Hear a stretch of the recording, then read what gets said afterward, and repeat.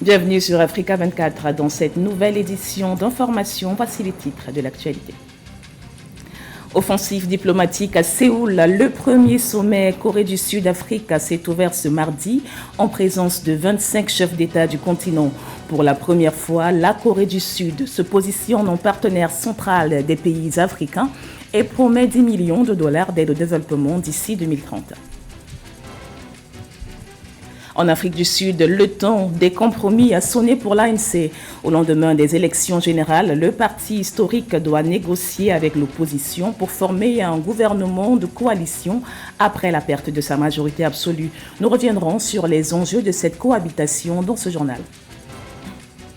Et le Malawi qui va se doter d'un important parc industriel près de la capitale. Le Magwero Industrial Park permettra d'accélérer l'industrialisation du pays et de créer 132 000 emplois directs d'ici 2026. C'est un rendez-vous diplomatique fort de symboles. Le premier sommet Corée du Sud-Afrique s'est ouvert ce 4 juin à Séoul. 25 chefs d'État et les délégations de 48 pays du continent ont répondu présents à l'invitation du président coréen Yoon Suk-yeol. Ce sommet inédit porte l'ambition d'une Corée qui veut consolider sa présence sur les marchés africains. Le continent représente une importante manne de ressources minérales pour ce pays d'Asie de l'Est à la pointe de l'industrie de haute technologie et de semi-conducteurs. Les discussions à ce sommet de 2 jours permettront d'évaluer les axes d'une coopération gagnant-gagnant sous le triptyque croissance partagée, durabilité et solidarité. Marie-Roger Kwao.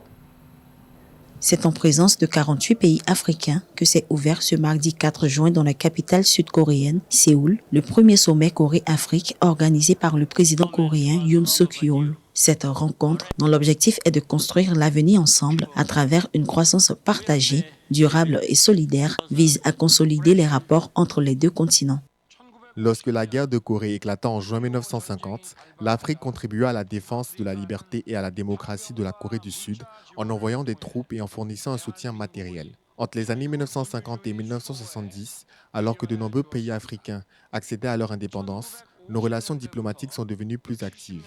La Corée du Sud travaillera avec ses amis africains pour mettre pleinement en œuvre les résolutions du Conseil de sécurité de l'ONU et sauvegarder la paix dans la péninsule coréenne et au sein de la communauté internationale.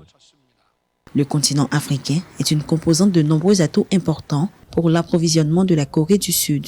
Ce sommet vise le développement de la coopération entre la Corée et les États africains, notamment dans les domaines de l'économie, de l'énergie et du numérique. Le pays prévoit l'augmentation de l'aide au développement à l'Afrique de 10 milliards de dollars d'ici 2030.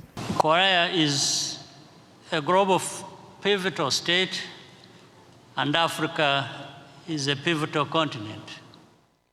La Corée est un État mondial crucial et l'Afrique est un continent crucial. Il est tout à fait naturel que nous nous rapprochions dans les années à venir pour de nombreuses raisons. Premièrement, la Corée connaît la valeur de la souveraineté et de l'indépendance, ainsi que la lutte nécessaire pour parvenir à une politique responsable et inclusive. Ces expériences nous permettent de nous regarder dans les yeux avec respect et admiration mutuelle.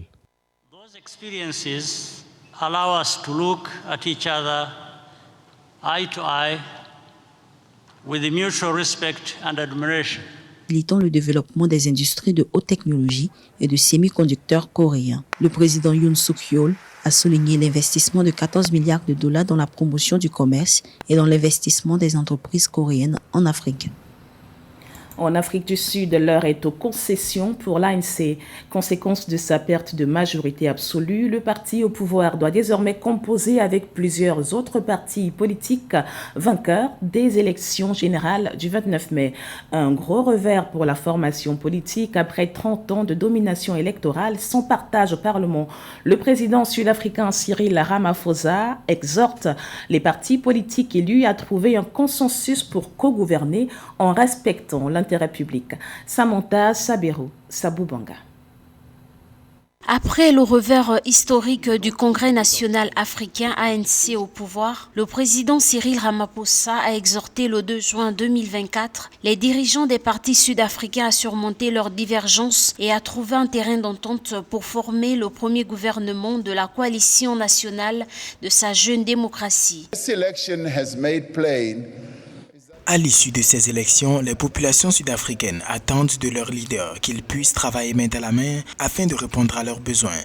Ils espèrent que les partis pour lesquels ils ont voté puissent trouver un terrain d'entente en faisant fi de leurs différences tout en agissant et en travaillant ensemble pour le bien de tous. For the good of everyone. Le nouveau Parlement doit se réunir d'ici 2 semaines et sa première tâche sera d'élire un président pour former un nouveau gouvernement. Sans majorité, l'ANC devra pour la première fois depuis 1994 s'entendre sur une coalition avec un ou plusieurs autres partis pour co-gouverner et réélire Cyril Ramaphosa pour un second mandat. Les élections nationales en Afrique du Sud déterminent le nombre de sièges que chaque parti obtient au Parlement et les législateurs élisent le président plus tard.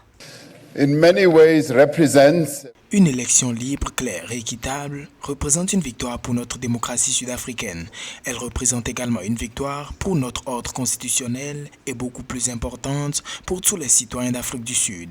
for all the people of South Africa. Le Congrès national africain a perdu sa domination électorale en Afrique du Sud après 30 ans. Sa part de voix est passée de 57,5% en 2019 à 39,7% en 2024 et il ne détient désormais que 159 sièges sur 400 à l'Assemblée nationale, soit une baisse de 71%. Mais il reste le plus grand parti et la plus grande force politique du pays. Au Sénégal, l'indice de confiance envers la justice est au plus bas. 75% des Sénégalais disent se méfier du système judiciaire en place, dont une grande majorité de jeunes désabusés. Les chiffres sont issus des résultats des Assises nationales de la justice initiées par le président Bassirou Diomaye Faye. Les consultations se sont clôturées ce mardi et ont permis de recueillir les avis de plus de 5000 Sénégalais sur la réforme et la modernisation de la justice. L'enquête de satisfaction portée entre autres sur la qualité des services judiciaires, l'obtention des documents administratifs, la tenue des assises nationales pour la justice était une promesse de campagne du nouveau président sénégalais pour un diagnostic sans complaisance du troisième pouvoir. Et toujours dans l'actualité, le ton se durcit entre la Somalie et l'Éthiopie. Le gouvernement fédéral somalien exige le retrait des troupes éthiopiennes de la mission de transition de l'Union africaine en Somalie.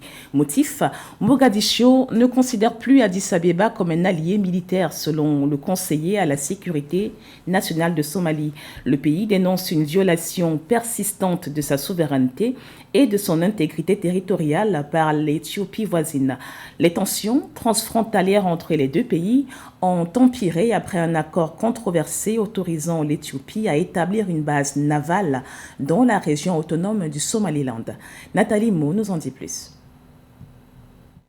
Le gouvernement fédéral somalien exige le retrait des troupes éthiopiennes déployées au sein de la mission de transition de l'Union africaine en Somalie, l'ATMIS, d'ici fin 2024. Au moins 3000 soldats éthiopiens couvrent 60% du territoire du pays de la Corne de l'Afrique dans le cadre de la mission de maintien de la paix panafricaine. La Somalie rejette ainsi la possibilité d'un redéploiement des troupes éthiopiennes après la fin du mandat de l'ATMIS prévu en décembre 2024. L'Éthiopie, qui a perdu sa façade maritime après l'indépendance de l'Érythrée, a besoin de débouchés maritimes. Elle, qui est devenue une espèce de succursale de l'usine du monde, la Chine en Afrique. C'est ainsi qu'elle a jeté son dévolu sur un État faible, la Somalie. Dans une intervention sur les réseaux sociaux le 31 mai 2024, le conseiller à la sécurité nationale de la Somalie, Hussein Moualim, a déclaré que son pays ne considère plus l'Éthiopie comme un allié militaire. Il a dénoncé une persistante violation de la souveraineté et de l'intégrité territoriale de la Somalie par le voisin éthiopien. Le 3 juin 2024, des médias somaliens ont révélé que des troupes éthiopiennes ont franchi les frontières somaliennes et établi des postes avancés au sud du pays.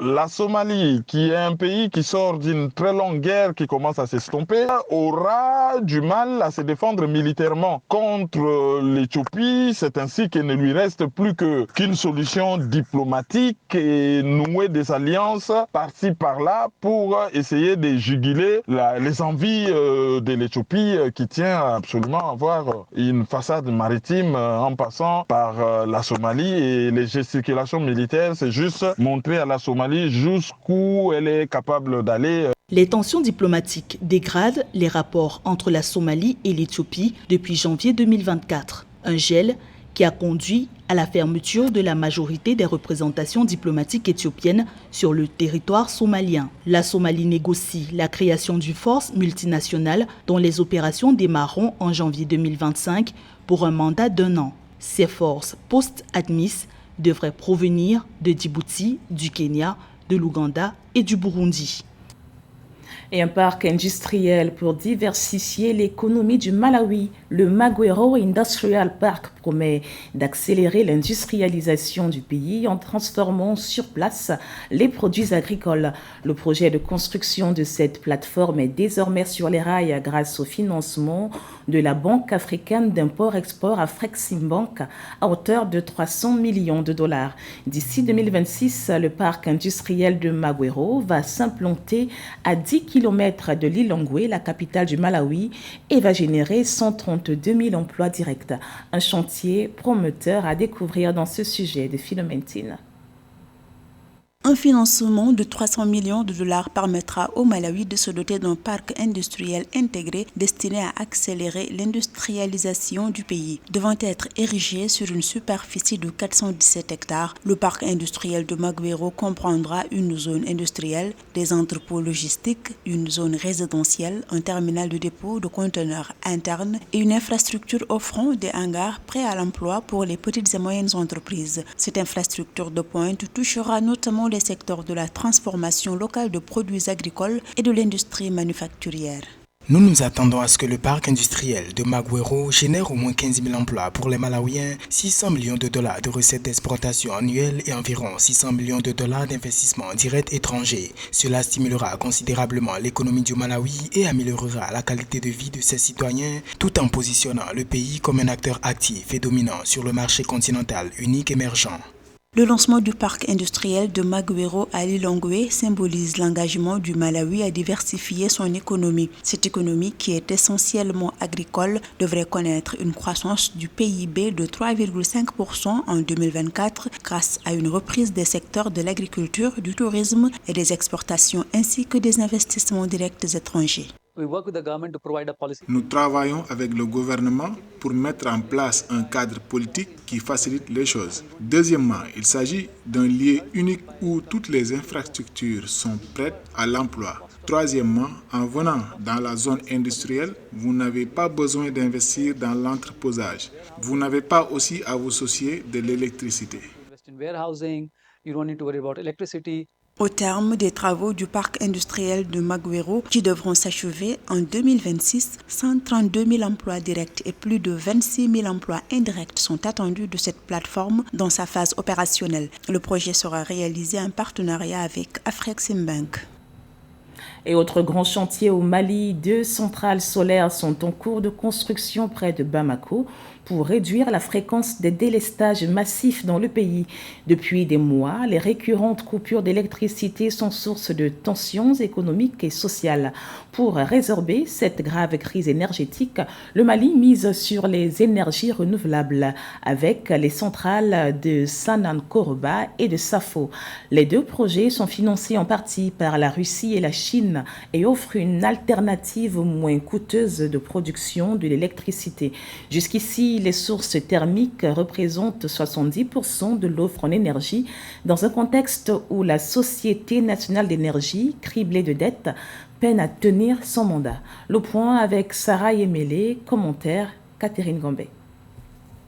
Pour un coût de 217 millions de dollars, le Mali, en collaboration avec la Russie, a lancé la construction de la plus grande centrale solaire d'Afrique de l'Ouest d'une capacité totale de 200 MW à Sanankoroba, dans l'ouest du pays. Cette centrale devrait permettre d'enrayer la crise de l'électricité à laquelle le pays est confronté en augmentant la production nationale d'électricité de 10%. La centrale représente également une étape importante vers la diversification du bouquet énergétique du Mali et la réduction de sa dépendance aux combustibles fossiles, selon la présidence du pays.